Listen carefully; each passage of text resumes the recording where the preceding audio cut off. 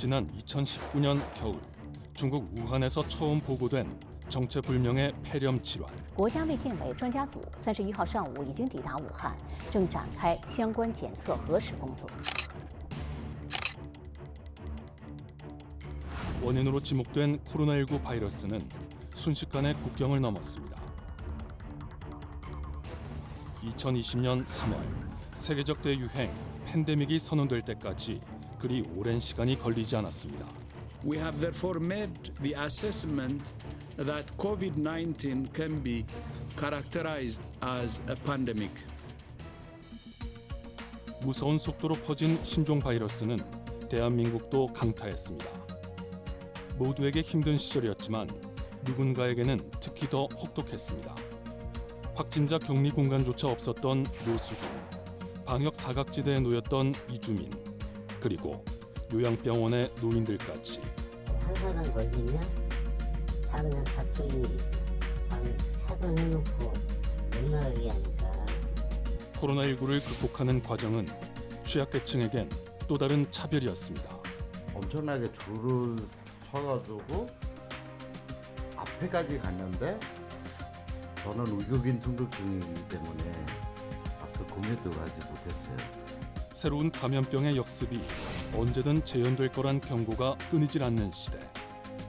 우리 사회는 건강 불평등의 그림자를 걷어낼 준비가 돼 있는 걸까요? 오늘의 팩트체커 김혜린 기자와 함께합니다. 김 기자, 세계보건기구 WHO가 코로나 팬데믹을 선언한 지 올해 3월로 이번 달로 이제 꼬박 5년이 되는데요. 상처는 여전히 남아있다고요? 네, 국내에서 처음 확진자가 나온 2020년 1월 20일부터 2023년 8월 30일까지 코로나19로 인한 사망자는 3만 5천 명이 넘습니다. 4급 감염병으로 전환된 2023년 8월 31일부터는 전수조사를 하지 않아서 정확한 규모는 알 수 없지만 여전히 우리 건강을 위협하고 있습니다. 네, 코로나19 변이 바이러스가 계속 발생하고 있는 상황이기 때문에 기존 백신이나 치료제만 믿고 있어선 안 된다는 얘기 같네요. 네, 여기에다가 생소한 감염병이 얼마든지 또 출현할 수 있는 만큼 방역 정책 전반, 특히 취약계층 관련 대책을 점검해야 한다는 목소리가 커지고 있습니다. 이른바 건강 불평등 해소는 인도주의적 책임을 넘어서 사회 전체의 감염 위험을 낮추는 공동체의 안전과도 직결된 문제이기 때문입니다. 서울역 인근에 있는 노숙인 일시보호시설. 거처가 없는 사람들이 잠시나마 몸을 누일 수 있는 쉼터입니다.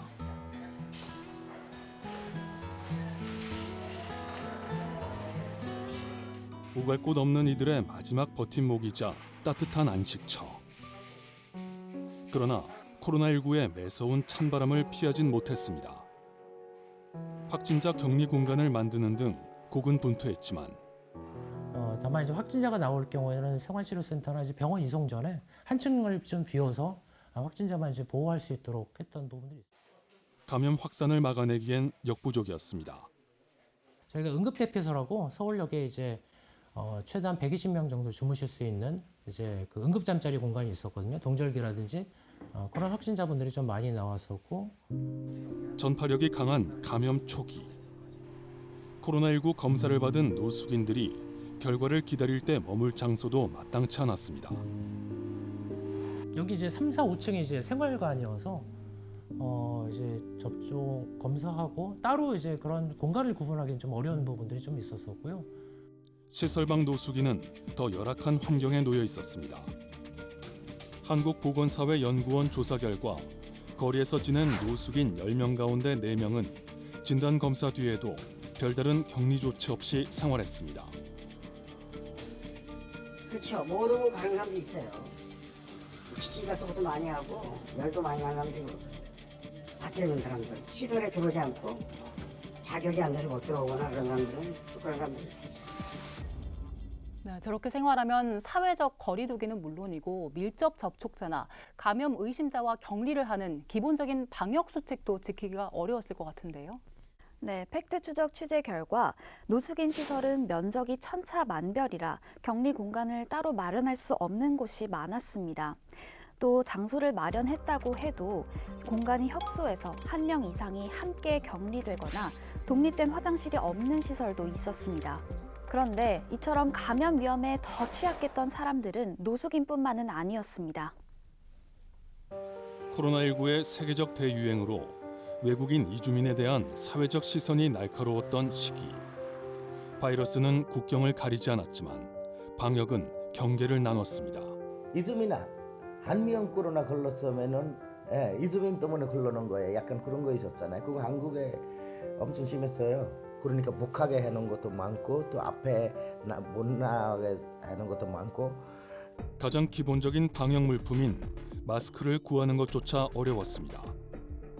품귀 현상이 빚어지자 지자체가 주민들에게 마스크를 지급하기 시작했지만 외국인 주민은 제외되기 일쑤였습니다. 마스크를 구매하는 것도 쉽지 않았습니다. 공적 마스크 제도 시행 초기, 이주민들은 외국인 등록증과 건강보험증을 함께 제시해야 마스크를 살 수 있었습니다. 그런데 외국인은 입국 뒤 6개월이 지나야 건강보험에 들 수 있었고 지역 가입자 등 비용의 부담을 느끼거나 정보가 부족한 이들 또한 적지 않았습니다. 이렇다 보니 당시 국내 체류 외국인 가운데 44% 정도는 건강보험에 가입하지 않은 상태였습니다. 말이 안 되는 차별이에요. 내가 한국에서 세금도 제대로 내는데 왜 나만 못하고. 그리고 해서 방역 지침과 확진자 동선, 백신 소식 등을 제때하는 것 역시 애를 먹었습니다. 다양한 언어로 관련 정보가 제공되긴 했지만 한국어와 영어를 잘 모르는 외국인 이주민들은 한 발 늦게 필수 정보를 접할 수밖에 없었다고 하소연했습니다. 그래서 영어로 했어요. 하지만 영어 아는 사람 몇 명이나 돼요. 그러니까 그거 엄청 부족했었어요. 마트 가는데 항상 백신 예방 접종 확인서 있어야 되잖아요. 그런데 우리 항상 마트나 가는데 그런 종이 안 가져가잖아요. 그럼 우리는 그런 거 몰라요. 네, 아마 당시 상황 많이들 기억하실 겁니다. 그런데 아무리 마스크가 부족할 때라고 하지만 외국인 이주민들이 마스크를 사는데 제약 조건을 두는 건 좀 지나친 것 같은데요? 네, 비판이 일자 정부는 공적 마스크 제도 시행 한 달 반 만에 건강보험에 가입하지 않은 외국인들도 마스크를 살 수 있도록 했습니다. 그런데 일부 이주민들은 그걸로 모든 게 해결된 건 아니었다고 주장합니다. 2시간 동안 공장에 일 못하니까 공장에서 못하게 했어요. 또 그다음에 밖에 가서 코로나 걸릴까 봐 공장에서 못 나가게 했어요. 네, 그런데 안타까운 사례가 더 있다고요? 네, 취약계층의 경우 코로나19에 감염되지 않았다는 게 역설적으로 건강을 위협받는 요인이 되기도 했습니다. 지난 2020년 감염병 전담병원으로 지정됐던 인천의 한 공공병원. 몇 달이면 끝날 줄 알았던 팬데믹 사태는 3년 4개월 동안 이어졌고 의료진의 몸과 마음은 한계로 치달았습니다. 방한복도 굉장히 무겁고 힘들고 땀도 많이 차고 이래서 실질적으로 지치는 것뿐만 아니라 의료진들 가족이나 의료진들 접촉하는 걸 굉장히 많이 사회적으로 꺼려했어요. 전담병원이 된 이후 일반 환자 진료는 사실상 어려워졌습니다. 치료비가 저렴해 이곳을 자주 찾던 노숙인과 쪽방 주민, 외국인 이주민 등도 발길을 돌려야 했습니다. 우리가 2019년도 예를 들어서 노숙자들이 연간 123명을 진료를 했어요. 노숙자들에 대해서. 근데 2020년에서 23년까지 4년 동안 노숙자를 우리가 치료한 게 26명밖에 안 돼요. 실제 코로나19 유행 기간 취약계층이 겪은 의료 공백은 수치로 확인됩니다. 노숙인과 쪽방 주민 관련 시설을 상대로 2020년 진행한 조사에서 응답 기관의 29.7%는 외래 진료가 필요한 시설 이용자가 치료받지 못한 적이 있다고 답했습니다. 병상 부족 등의 이유로 시설에서 생활하는 노숙인 등이 원치 않은 퇴원을 한 경험이 있다고 답한 기관도 12.7%에 달했습니다. 입원이 필요한 시설 이용자의 입원이 미뤄진 적이 있다고 답변한 곳은 47.5%나 됐습니다. 사회적으로 취약계층에 있는 사람들이 코로나19 때 오히려 역차별을 받지 않았나. 우리가 더 많이 진료하고 더 많이 신경 써야 되는 사람들이 우리가 이제 감염병 전담병원으로 지정되면서 코로나 환자들이 워낙 많이 오다 보니까 그런 사람들을 진료하는 데 굉장히 많이 소홀함이 좀 있었습니다. 네, 감염병은 노숙인과 쪽방촌 주민 같은 경제적 취약계층 그리고 어르신들께 더 가혹했지요. 네, 젊은 사람보다 면역 기능이 떨어지고 요양시설 등에서 공동 생활하는 경우가 상대적으로 많은 노인들의 피해가 특히 컸습니다. 코로나19 확진자 가운데 60대 이상은 19% 정도였지만 사망자는 93%가 넘었습니다. 일정 기간 평소 예상되는 사망자보다 더 많이 발생한 추가 사망, 즉 초과 사망 역시 고령층에서 급증했는데요. 당시 이들에게 어떤 일이 있었는지 살펴봤습니다. 거동이 불편한 어르신들이 함께 지내는 서울 구로구의 한 요양병원. 좁은 공간에 한 번 퍼진 코로나19 바이러스는 걷잡을 수 없었습니다. 이어지는 추적 조사에서 이미 다른 병동까지 감염병이 전파된 사실을 알게 되었고, 그래서 최종적으로는 200명이 좀 넘었다라고 알고 있습니다. 확진자가 급증하면서 결국 병원은 코호트 격리됐습니다. 감염 확산을 막기 위해 의료기관이 통째로 봉쇄된 겁니다. 여기 뭐 요양병원이다 보니까 다 같이 이제 뭐 한 사람 걸리면 다 그냥 같은 방 차단해놓고 못 나가게 하니까. 사회로부터 차단된 병원에서 환자들은 지쳐갔고 때론 더 큰 위험에 빠졌습니다. 코로나19 감염병 환자들이랑 접촉을 한 환자분들은 상태가 이제 그냥 나빠지더라도 전원을 보내기 어려웠었죠. 누적된 피로와 바닥을 보이는 방역 물품. 24시간 환자를 돌봐야 했던 이들에게도 견디기 힘든 고통의 시간이었습니다. 저도 그랬지만 모든 직원들이 이제 집으로 돌아갈 수가 없었어요. 거의 이 시설 안에서 한 달 넘게 숙식을 하면서 다 지냈어야 됐고, 기억 많이 하시겠지만 마스크도 그렇고 모든 물품이 없던 시기였잖아요. 네, 외부로 감염병이 번지는 걸 막기 위해서 어떻게 보면 그 병원 안에 있는 사람들의 희생을 강요한 것 같기도 하거든요. 감염병 전파를 방지하기 위해서 환자가 있는 장소를 일시적으로 폐쇄하거나 감염병 의심자를 격리할 수 있도록 한 내용이 관련 법에 담겨 있긴 합니다. 그런데 이게 코호트 격리의 법적 근거로 활용될 수 있는지는 논란거리입니다. 어떤 상황에서 코호트 격리를 시행할지, 격리 대상자 범위는 어디까지일지, 그리고 이들의 인권은 어떻게 보호할지 등 명확한 기준이 없다는 지적이 적지 않습니다. 코호트 격리로 피해를 본 병원에 대한 보상 규모는 충분한지, 또 심의와 지급 절차가 까다로운 건 아닌지 등도 고민할 지점으로 거론됩니다. 그냥 코호트는 해놓고 너희들이 알아서 해라. 그다음에 이제 우리한테 보고만 해라. 뭐 이런 식으로 일을 진행하다 보니까 많이 어려웠던 것 같고, 그리고 이제 추후 보상 부분에 있어서도 제대로 이루어진다면 아마 그래도 시설들이 좀 버티는 데 용이하지 않을까 싶습니다. 네, 제도 보완이 필요할 것 같은데요. 맞습니다. 코로나19가 끝이 아닌 시작일 수 있는 만큼 방역 대책에 빈틈이 있다면 미리미리 메워야 한다는 의견에 힘이 실리고 있습니다. 코로나19 팬데믹은 끝났지만 감염병에 대한 공포는 사라지지 않았습니다. 공공병원에 입원한 환자도 너무 많이 몰리니까 이 병원 측에서 입원 못하게 나가라고 그러겠죠. 그리고 전남 저기만 해겠죠. 요양병원에서 생활하는 노인들의 불안도 여전합니다. 원래 와 있을 때도 코로나인지도 모르고 코로나가 걸렸다고 그러더라고요. 앞으로 이제 코로나 공포가 더 많을 거라고 봐요. 감염병은 또 다른 형태로 우리를 위협하고 있습니다. 코로나19 유행 당시 주춤했던 독감이 다시 고개를 들더니 최근엔 고병원성 조류 인플루엔자 확산세가 심상치 않습니다. 고양이, 돼지 같은 포유류를 넘어 사람에까지 전파되는 사례가 늘고 있습니다. 아까 말씀드린 기후변화나 또 동물들 서식지가 침범당하면서 동물들하고 사람과의 접촉이 많아지고 그러면서 이 인수공통 감염병이 발생하는 거거든요. 고병원성 조류 인플루엔자에 인간이 걸렸을 때 치명률은 무려 52%나 되는 걸로 조사된 상황. 새로운 팬데믹 가능성에 대비해 서둘러 감시 예방 체계를 구축해야 하지만 현실은 이를 못 쫓아간다는 우려가 제기되고 있습니다.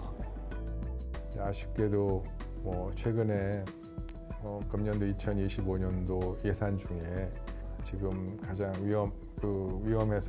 위험하다고 잘 알려진 고병원성 조류 인플루엔자 독감 같은 그런 부분을 대응하기 위한 백신 생산 같은 예산이 전액 삭감됐잖아요. 네, 바이러스의 종간 벽이 허물어진 만큼 언제든 코로나 팬데믹 같은 상황이 반복될 수 있는 거잖아요. 백신 비축 같은 선제 대응이 중요해 보이는데요. 네, 이 밖에 새로운 감염병 유행 시 가장 큰 타격을 입는 사회적 취약계층에 대한 방역 대책도 되돌아봐야 한다는 주장이 거세지고 있습니다. 제작진이 찾은 노숙인 시설은 감염병 감염 환자와 의심 환자가 따로 머물 공간을 아직 그대로 두고 있습니다. 또 다른 팬데믹이 발생했을 때 신속히 대응하기 위해서입니다. 그러나 상당수 시설은 여건상 엄두를 못 냅니다. 저희처럼 이제 격리 공간을 이제 별도로 마련한 곳들도 있는데 좀 소규모라든지 공간 자체를 별도로 좀 마련하기 어려운 시설들이 좀 있습니다. 격리 공간 마련에 필요한 예산 조달과 관리 인력 충원 방안 등 체계적 지원을 위한 법적 근거가 부족한 겁니다. 국가와 지자체가 운영하는 공공병원 등 감염병 대응 최전선에 있는 공공의료기관이 충분치 않은 것도 문제로 꼽힙니다. 우리나라 전체 의료기관에서 공공의료기관이 차지하는 비중은 OECD 평균에 한참 못 미치는 최하위 수준. 낙후한 시설과 설비 역시 발목을 잡고 있는데 그 부담은 고스란히 환자들, 특히 취약계층에 돌아가고 있습니다. 제대로 된 치료나 또 조기에 치료를 받지 못해서 병증이 악화되거나 질병이 더 심하게 후유증이 남거나 하는 경우는 상당히 많이 있었다고 봅니다. 그런 부분들이 공공 부분이 해야 될 역할이고. 감염병의 역습이 불러온 건강 불평등. 외국에선 어떻게 대처했을까요? 코로나19 유행 시기 미국 일부 주에서 시행된 프로젝트 룸키 제도를 우선 눈여겨볼 필요가 있습니다. 팬데믹으로 공실률이 높아진 호텔과 모텔의 빈 방을 주 정부가 빌려 노숙인 격리시설로 활용한 게 효과를 봤기 때문입니다. 대규모 쉼터가 아닌 위생시설을 갖춘 개별 공간에 머물게 해 감염 확산을 막고 노숙인의 건강을 보호한 겁니다. 이용객 감소로 어려움을 겪던 숙박업계는 정부로부터 임대료를 받아 경제적 피해를 줄일 수 있었습니다. 영국은 지난 2020년 5월 감염관리기금을 도입해 요양시설 인력 비용 등으로 활용했습니다. 시설 종사자 채용을 적극 지원해 코로나19 상황에서도 노인 돌봄 서비스가 원활하게 유지될 수 있도록 하기 위한 거였습니다. 네, 유의미한 사례이긴 한데 그런데 이런 외국 사례를 감염병 위기가 발생했을 때 건강 불평등 문제를 해소하는 근본적인 해법으로 보긴 어렵지 않을까요? 맞습니다. 결국 핵심은 주거와 소득, 의료 등에서 취약한 계층을 위한 사회 안전망을 더 견고하게 만드는 거라고 전문가들은 강조합니다. 그래야 코로나19 같은 감염병에도 효과적으로 대응할 수 있다는 거죠. 우리 대한민국이 갖고 있는 사회 보장 시스템이 더 정교하고 더 보장성이 올라가야만 감염병 대응에서 정책에서 해결하지 못하는 그런 기본적인 문제들도 거기서 근본적으로. 이와 함께 사회 전체의 방역 효과를 높이기 위해서라도 건강 불평등 문제를 외면해서는 안 된다는 점, 그리고 건강권은 경제, 사회적 요인에 의해 차별받아서는 안 될 가장 기본적인 인권이란 점을 잊지 않는 것일 겁니다. 예, 김 기자 수고 많았습니다. 오늘 팩트 추적은 여기까지입니다. 저희는 다음 주에도 현상 이면에 숨겨진 사실을 쫓아 시청자 여러분 목소리에 귀 기울이겠습니다. 함께해 주신 여러분 고맙습니다.